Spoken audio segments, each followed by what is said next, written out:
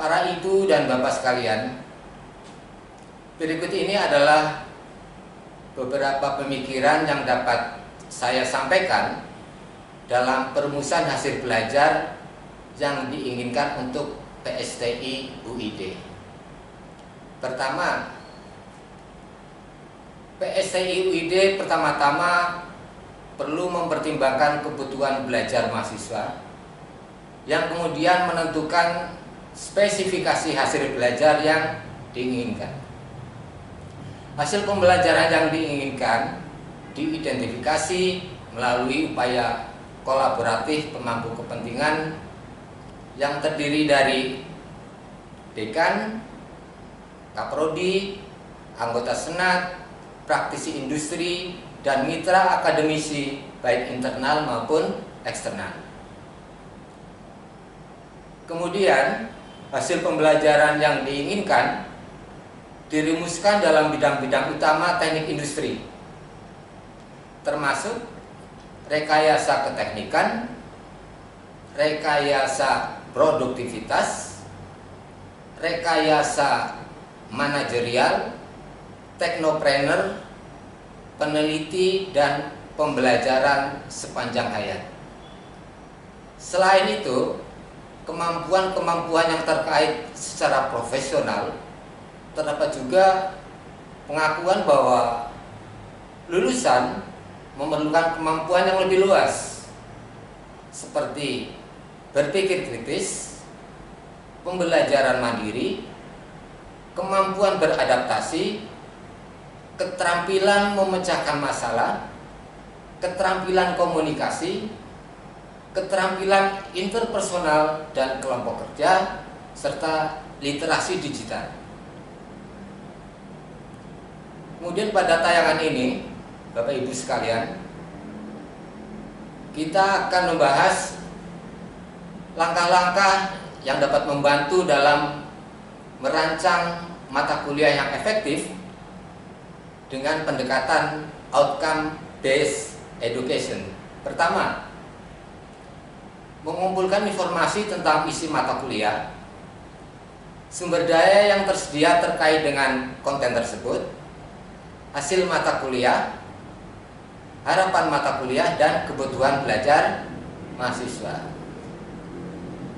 Kedua, bagilah modul ke dalam unit-unit atau kerangka-kerangka fungsional dan putuskan hasil pembelajaran yang diharapkan serta indikator kinerja untuk unit-unit mata kuliah tersebut.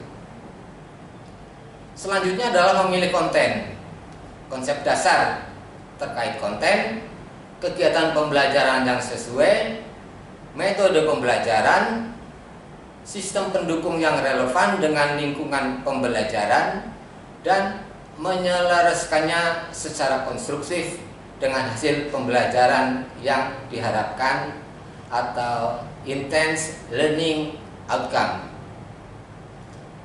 Berikutnya adalah mengembangkan indikator kinerja atau metode penelitian yang sesuai, yang secara langsung mencerminkan pencapaian hasil pembelajaran yang diharapkan. Kemudian adalah melaksanakan rencana mata kuliah sesuai desain, menciptakan lingkungan belajar bagi komunitas pembelajar, serta merevisi rencana secara berkala setelah dilakukan penilaian dan evaluasi berdasarkan hasil pembelajaran yang diharapkan dan hasil pembelajaran aktual, masukan dari mahasiswa, teman sejawat, dan refleksi diri. Kemudian pada tayangan berikut kita lihat adanya beberapa elemen yang perlu dipertimbangkan untuk keberhasilan outcome based education. Antara lain, pertama, apa yang mahasiswa harus pelajari dan dapat mereka lakukan pada penyelesaian setiap unit harus diidentifikasi dengan jelas. Kedua, alat penilaian formatif harus didasarkan pada prestasi yang ditunjukkan siswa. Oleh karena itu, indikator yang tepat untuk penilaian harus diidentifikasi terlebih dahulu. Ketiga, strategi pengajaran dan penilaian yang beragam harus dirumuskan untuk memenuhi kebutuhan mahasiswa. Kemudian, setiap mahasiswa hendaknya diupayakan untuk memperoleh potensi maksimalnya dengan memberikan bantuan yang relevan. Kemudian, rancanglah sejauh mungkin hasil pembelajaran yang diharapkan berdasarkan hasil pembelajaran mata kuliah dan hasil program. Terakhir adalah memastikan bahwa strategi pembelajaran dan teknik penilaian itu adalah selaras dengan hasil pembelajaran. Para ibu dan bapak sekalian, dalam lingkungan OB, peran dosen adalah sebagai seorang engineer yang merancang lingkungan pembelajaran. Di sini mahasiswa dilibatkan secara aktif dalam proses pembelajaran demi tercapainya hasil belajar yang diinginkan.